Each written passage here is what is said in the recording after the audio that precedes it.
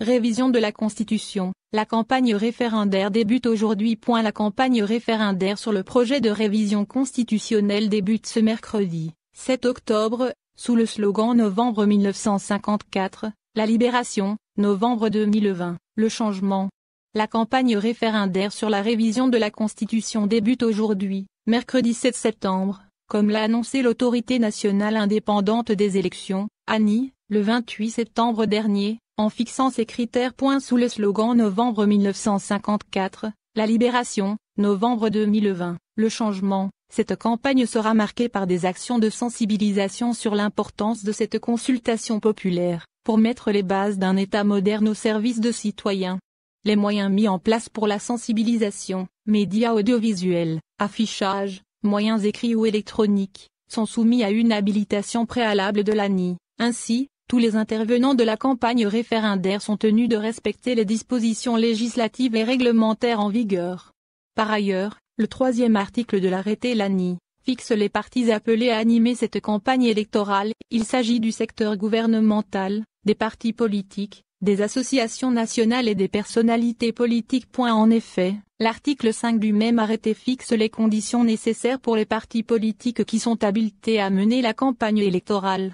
Il s'agit des partis politiques détenteurs d'un groupe parlementaire au niveau de l'une des chambres du Parlement, les partis politiques détenteurs de 10 sièges entre les deux chambres du Parlement, les partis politiques détenteurs de sièges au sein des assemblées populaires locales au niveau de 25 wilaya au minimum.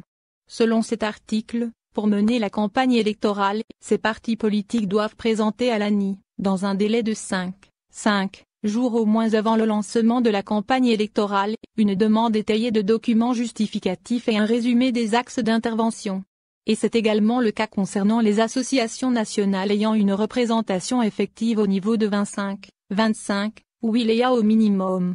Ces associations doivent présenter à l'ANI, dans un délai de 5 jours au moins avant le lancement de la campagne électorale, une demande détaillée de documents justificatifs et un résumé des axes d'intervention. Selon le 7e article. Dans ce même contexte, M.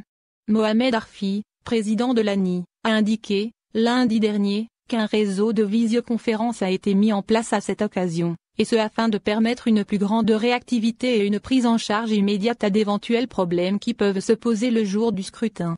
À cet effet, il a également souligné que l'expression sera ouverte à ceux qui sont pour et à ceux qui sont contre le projet de révision de la Constitution, rajoutant que cette démarche concrétise la nouvelle dynamique entamée depuis l'élection présidentielle du 12 décembre 2019 pour l'Algérie nouvelle qui est déjà en marche. Pour rappel, le projet de la révision de la Constitution sera soumis à un référendum populaire le 1er novembre prochain.